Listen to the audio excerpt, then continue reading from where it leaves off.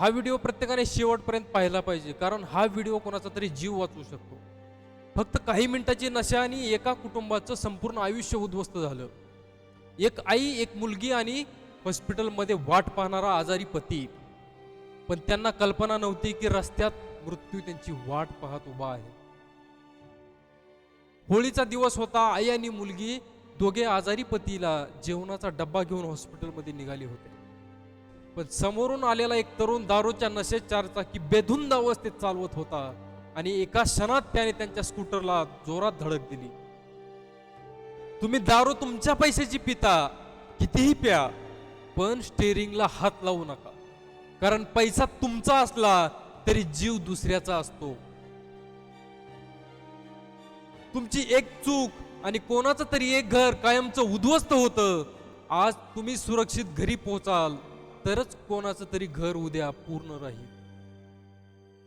मित्रांनो, सांगायचा उद्देश एकच आहे की तुम्ही दारू प्या, तुमच्या पैशाची पिताय तुम्ही, भरपूर प्या, परंतु दारू पिल्यानंतर एक विनंती आहे सर्वांना की गाडी चालवायला बसू नका. कारण गाडी चालवत असताना नशेमध्ये तुम्हाला भान राहत नाही आणि एखाद्याचा जीव जातो.